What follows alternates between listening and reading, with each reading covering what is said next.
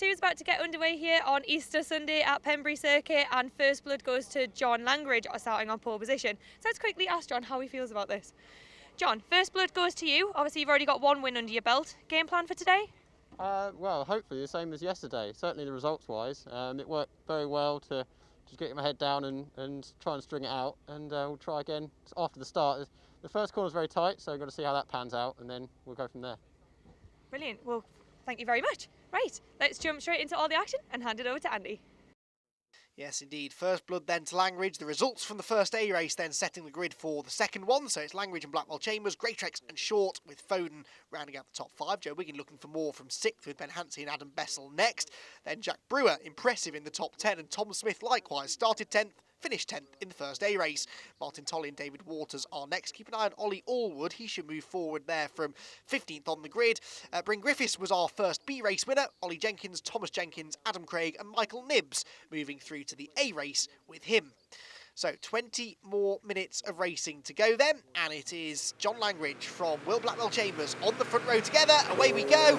Another good start made by the pole sitter. He led into turn 1 in the first race. It will be exactly the same story in race 2. A couple getting a bit close to the pit wall further back, but there's no doubt about the leader. It's Langridge, Blackwell Chambers and Greatrex single file for the top. Well, dozen or so cars, I think, into turn 1, and that means there's loads of room around the outside for a few people to try and be cheeky. That's David Waters, who went for the outside line and then got tagged onto the grass, and all of the ground that he gained, he lost. But you can see the theory there. If everyone else dives for the apex, they're all going to hold each other up, and you, in theory, can drive around the outside of them. That means it's grid order, though, at the front of the field then. So it is Langridge, Blackwell Chambers, Greatrex, Short and Foden in the top 5. First move possibly being attempted there by Jason Greatrex under braking for the S's. He'll be keen to try and get past Will Blackwell Chambers here. He wasn't really able to go with the top 2 in the last race. He wants to try and improve, though, on that first podium of the year. However, he might be about to lose ground because Ben Short was up the inside of him as they went down towards the Brooklyn hairpin. We're following Steve Foden in 5th, but who is 4th? It's still Greatrex, and Short clobbers the curb. That'll lose him momentum onto the speedway straight and could allow Foden and then Joe Wiggin to attack. Sideways action further back. That looked as though that was Jack Brewer getting out of shape and possibly losing a few spots. Matt Luff no, not Matt Luff, that is Ollie Allwood, I think, that went through on the inside line there. Through Woodland down towards Honda Curve. Langridge and Blackwell Chambers already checking out here at the head of the field. We saw in race number 1 that Blackwell Chambers seemed fairly content to just follow John Langridge home and take the points for second place. But in race 2, are we going to see a feistier Blackwell Chambers here, I wonder? Or is he going to just keep on thinking about the points, take what he can get? Remember, he hasn't won a race there yet this year, and yet his championship rivals, people like Ben Short and John Langridge, they've won now. Brian Trott took a victory at Brands Hatch as well, although he's not made the trip to Wales this weekend. Hopefully we'll see Brian back out next time out at Cadwell Park. But Blackwell Chambers knows that second places are good, but you need to win races, really, if you're going to fight for a championship. Joe Wiggin there was up the inside of Steve Foden for 5th. Did that work? This is the fight for 3rd between Jason Greatrex and Ben Short, and in 5th position, it's still Steve Foden. So he fended off Joe Wiggin somehow. It looks as though Wiggin was up the inside there through the left-hand part of the S's, but the next 1, 2, 3, 4, 5, 6 corners are right-handers, right the way around to the start of the next lap. So you need to try and get yourself on the inside line for at least one of those. Leading 2, though, pulling away. Look at this, Langridge and Blackwell Chambers really pulling the pin here in the early stages. They've got the pace over the rest of the field by the looks of it. They've been the fastest 2 drivers here all weekend long, more or less, except for the fact, of course, they were split in qualifying by the man who's 3rd in this race, Jason Greatrex. But Jason hasn't really been able to repeat that performance in the races. The background there, the pink and black car that seems to always be in the thick of the action is Joe Wiggin. He's defending his 6th position from Ben Hansey while simultaneously trying to take 5th place away from Steve Foden. And up the road, Ben Short goes 3rd. Ben Short ahead of Jason Greatrex, so Short got the better exit from the Hatchett's hairpin, got up the inside for Spitfires, and behind these 2, it is now Ben Short in 3rd place, and Blackwell Chambers is going for the race lead. He's on the inside line down towards the S's, and for the first time across the first 2 races of the weekend, it will not be John Langridge that leads, because Blackwell Chambers finds a way through. That really is the first serious overtaking attempt he's made this weekend, because, as I said, he followed Langridge home in race 1, and despite forcing John to defend on a couple of occasions into turn 1, he would never really look likely to overtake him. But on the first serious attempt at getting through, Will has done it and is now ahead of John Langridge. So The ball now very much in John's court. He needs to get on with this because Ben Short is coming. Remember, Ben had a lowly grid position for race 1, which is why he didn't really factor in the fight for the race lead. By the time he broke clear of the 4th place squabble, he was a long way behind the leading trio and never was able to catch them. Well, he's in 3rd in the early stages here and well within touching distance of the leading 2. So Blackwell Chambers and Langridge need to sort this one out. Blackwell Chambers in front for the time being. David Waters back on the grass again in the background, I spotted, but I think he gathered that all together. But there you can see the leading 3, arguably the 3 pre-season favourites for the title, really. Will Blackwell Chambers, John Langridge and Ben Short were the names on everybody's lips in the paddock at Brands Hatch last time out as the championship men. And certainly in the early season point standings, that would sort of tend to be the case. Langridge a little bit out of place because of that non-finish last time out, but as we said in race 1 with dropped scores, he's right back in it. Can't really afford to hand too many points away to the likes of Blackwell Chambers and Ben Short, though. Well, Blackwell Chambers, incidentally, came into this race, into this weekend, only 5th in the championship. He was 20 points behind Ben Short. Well, he took 6 of those points back, so he's now only 14 points behind the championship leader. And those two are now pulling clear of everybody else, really.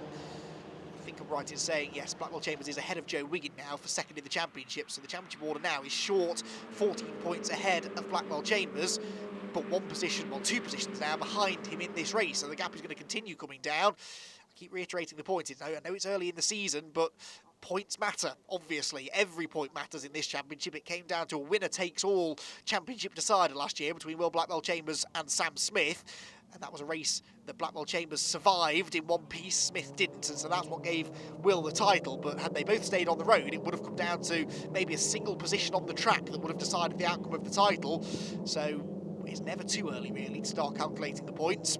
There's Joe Wiggin. He's still behind Steve Foden, but still ahead of Ben Hansey, which is sort of where he's been all the weekend. In the first race, he was behind Foden all the way. Couldn't ever really retaliate and find a way back past him. Hansey next in line, then Adam Bessel, the white and blue car. Tom Smith is next. And then possibly Martin Tolley just ahead of David Waters. That would make sense. They started together on the grid. Looks like it's Jack Brewer that's dropped out of the top 10 in his distinctive yellow and red car. We saw him having a moment on the opening lap there, coming out of this corner, which potentially explains why he lost a bit of ground. Steve Foden having good form here. 3 top 10 finishes at Brands Hatch, but the best of those was only 7th place, so he's already improved on that with a 5th place in race 1 yesterday. And Hansey and Adam Bessel coming through. Bessel's best finish so far this year was 6th place at Brands Hatch, so he, by contrast, not having a brilliant weekend here. Right, leaders out of the final corner. What's going on with the gaps out in front? Well, Blackwell Chambers, in Mazda MX-5 Championship terms, is fairly comfortably clear of John Langridge and Ben Short. And if anything, if I were to predict what's going to happen here, I'd say that it's going to be the fight for 2nd place between Langridge and Short that could be the tighter of the two. There's Tom Smith with Ollie Allwood behind him. Ollie Allwood, the first time we've seen him really this weekend in the number 63 car behind. And he's had a bit of a disappointing weekend, really. Sorry, not 63, but rating, excuse me, is Ollie Allwood. Yeah, disappointing weekend so far, but hoping to try and regroup if he can. And Tom Smith losing position there to the number 63 car. And through it goes. So that's Tom Smith losing ground there then to Ollie Allwood. Yes, who confusingly on the grid sheet is listed as car number 80. You can see clear as day that he's number 63, so apologies for my confusion there. For once, though, I can legitimately blame someone else because the paperwork was wrong. So Ollie Allwood, then number 63, is ahead of Tom Smith, but perhaps had a last-minute change of number before the race got underway. There's Martin Tolley, number 23, no doubt about him. That's been a very familiar number for Martin over the years. And then David Waters, the 66 car, right behind him as this midfield battle streams across the start-finish line onto another lap. And Hansey there looking to the outside of Joe Wiggin. Can't quite do it, I think anyway. But Martin Tolley gets on the inside of Tom Smith. He also can't do it actually, so the BRSCC Motorsport car hangs on. Tom Smith, who had that B race victory at Brands Hatch, but now he's finding it tough going in the midfield of the A races, where every position is extremely hard fought. You can spend your entire race just trying to gain 1 or 2 spots, because the cars, of course, are all so evenly matched. The championship regulated really well by the BRSCC. Ollie Allwood on a mission here. He's on the inside of Adam Bessel now. Gains another position. So Ollie Allwood started 15th in this race, and by my reckoning that now puts him into about 7th position. So Allwood having a really strong drive here in the second race at Pembrey. Qualifying clearly didn't quite go his way. He's making up for it rather now. Out of the right-hander at Brooklands again, down the Speedway straight. This is the fastest part of the circuit now, through Woodlands and down towards Honda Curve. Slipstreaming really becomes a factor through here, and a good exit from Honda can tee you up nicely for a move down to the Hatchett's Hairpin at the other end of the pit straight. Here are the leaders then. Blackwell Chambers getting away slightly now from John Langridge in second, and as I suggested, it's Ben Short that's now really applying the pressure in third place. Jason Graytrek still fourth, Steve Foden still fifth, and this, the fight for sixth. Joe Wiggin with Ben Hansey right on his tail, but the next car in line, it's still a blue and white car, but it's no longer Adam Bessel. It is now Ollie Allwood, having made that move on Bessel just under a lap ago. Allwood there, the number 63 car, is the man on the move now.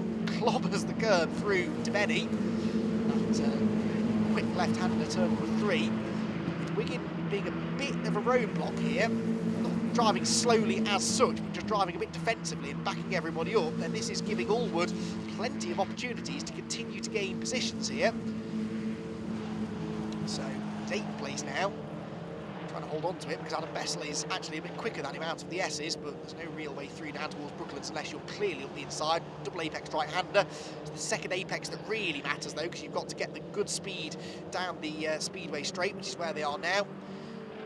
And Bessel therefore didn't really want to risk a move up the inside because it would probably lose him more momentum and lose him a position potentially to Tom Smith, who's still not a million miles away. In typical MX-5 racing fashion, there is a trade of 6 or 7 cars here, absolutely nose to tail, and if you go for something and it doesn't work, they'll probably all come pouring past you, especially on a circuit like this where I made the point, almost all of the corners are right-handers, so if you find yourself running wide through the first corner, for example, or to the point, maybe the last corner through Honda Curve, then you're on the outside for the next 2 or 3 turns, and they're just going to keep on streaming past.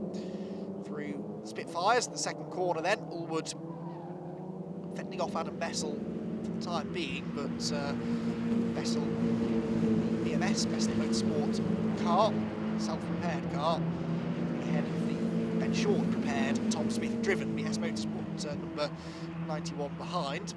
Good to see BS Motorsport getting both of their cars though inside the top 10 in the previous races. It's the first time that's happened this year. Ben Short double victor at Brands Hatch, and although he's on for a podium finish in this one, convinced he's got the pace really to challenge Will Blackwell Chambers for the lead, so it could be that Blackwell Chambers continues to take some points out of Short as far as the championship equation is concerned.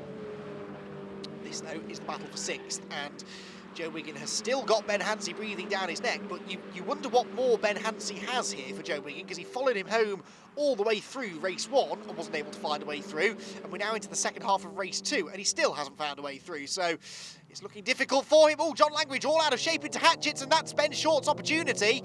I was about to say that Ben had actually dropped back a bit on that lap, but he was just close enough that he could take advantage of a big moment there for John Langridge. So John, who owns a web design company, and that's what keeps him occupied in his spare time, former champion in Ford Fiesta one-make racing and looking for his first MX-5 title this year. But that was not the way to negotiate Hatchett's hairpin, and got all out of shape. The car started bouncing around under braking as he locked up and run wide, and Ben Short needed no second invitation, so he's into second now. Can he catch Blackwell Chambers? Well, I doubt it, to be completely honest, because he wasn't exactly all over John Langridge at the point at which Langridge made a mistake. What's maybe more likely to happen is that Langridge could come back at him for second position, and Jason Graytrek's keeping a watching brief in 4th. He's not quite out of this yet either. That was a clear mistake there for Langridge, who hasn't put really a foot wrong all season. That non-finish he had at Brands Hatch was not deemed to be Will Blackwell Chambers' fault, but you know, it wasn't a mistake as such for Langridge. It was just contact, a racing incident between the two of them that put him in the gravel and out of the race and really ruined that opening weekend that had started so promisingly for John with a second place. But then really struggled throughout the rest of the weekend. Now Ollie Allwood continuing his charge here. He's now alongside Ben Hansey, this for 7th position. Hansey in tight at Hatchett's, means he might run wide on the exit. That was what Allwood was hoping for. Didn't happen though, and so Ben fends him off, but this is just allowing Joe Wiggin a bit of breathing room now to pull away from those two whilst they dice behind him. This is the 3-car fight for second place though, because Ben Short's overtake on John Langridge didn't hold them up so much, but just Langridge losing ground means that the leader now has a bit more of an advantage, that leader being Will Blackwell Chambers, who won 7 races last year, but is remarkably still looking for his first in this title defence season. 2 times reigning champion Will Blackwell Chambers though, so he knows how to get it done, and he knows that race victories aren't crucial. In fact, he had 1 less victory than Sam Smith last year, and yet he beat Sam to the title, so it's not all about those race wins. You've got to score solid points wherever you can as well. But the wins are nice, and they certainly make it worth getting up out of bed in the morning, don't they? And Will Blackwell Chambers looking good now, it has to be said, for this first victory of 2019. The question is who will join him on the podium, I think, because Ben Short, John Langridge and Jason Greatrex are closer together now than they have been at any point during this race. Langridge is sort of coming back at Ben Short, but he's very much bringing Jason Greatrex with him. Oh, there's drama there. It's Joe Wiggin. Joe Wiggin in trouble in the first corner. Now, what happened there? We didn't quite catch it because we were following the fight for second, but Joe Wiggin has just spun himself out of the top 10. So, a real disaster. Oh, Ben Hansey's on the grass, so he'll get back into the top 10 now, but it was Hansey that he was sort of tangled up with in the first place. I didn't quite see how that all started, but Ben Hansey was involved in some way there. They were battling, weren't they, for that 6th position. Hansey was sort of trying to get past him whilst also defending from Ollie Allwood, and something has happened between the lot of them, and it's really hurt Hansey and Wiggin. I think Allwood's okay though. Yeah, he's still there in the background, isn't he? He's at the head of that group now, what's left of it. But real drama down at turn 1, and Joe Wiggin again, another championship contender. He was 3rd in the points coming into this race. He won't be any more, that's for sure though, because Ollie Allwood, for one, will outscore him in this race. So too will the likes of Jason Greatrex, who is starting to creep back into championship contention. Across the start-finish line comes this second place battle. They're weaving this way and that. That's Ben Short trying to break the toe, trying to stop them slipstreaming onto his tail down towards the Hatchet's hairpin, but he's not really succeeding in escaping right now. What he really wants to happen is for Jason Greatrex to start applying the pressure to John Langridge, but John doesn't often buckle under pressure, and certainly so far he's not. They have made that mistake down into the first corner early on, but he's not made another one since, and he's closing right back in now on Ben Short. This is a significant battle for the championship as well as for the podium places in this race, both with green wheels on their cars. And Ben Short with the traditional BS Motorsport white and red livery on the number 71 has the better of these two at the moment in this race, but Langridge will argue that he should be in front. If it hadn't been for that mistake, he had the pace, I think, to fend off Ben Short. Now he needs to prove he's got the pace to overtake him. Out of Brooklands, down the speedway straight, we're into the final third now of this second race of 3 for the A group of the Mazda MX-5 Championship. Through the right-hander at Honda. Cars rocking on the suspension. Look at the input into the steering wheel necessary there just to keep the car on the island as they're at full limit through there. Not a great exit for Langridge though, so he drops back from Ben Short, has to defend the inside line down at Hatchet's. This is exactly what Ben Short needed. He needs to try and pull away from these two behind and let them debate 3rd place. He doesn't really want to get involved in that. Oh, Langridge sideways again, really throwing the car around now. And again, we saw this in the tail end of race number 1. The tyres starting to cry enough now, I think, into the final couple of laps. And he's starting to slither and slide his way around the circuit a little bit. But, John Langridge, the race 1 winner, a 2nd place would be very nice in race number 2. Even a 3rd wouldn't be too bad, but actually that 3rd place is not entirely to be taken for granted because Jason Greatrex is closer to him now than he is to Ben Short. So there's a couple of little moments where we were riding on board with John Langridge through the high-speed stuff. Maybe just starting to lose him a bit of time to the 2nd place man. Steve Foden there in 5th position still, having a really good drive, set to match his 5th place finish from race 1.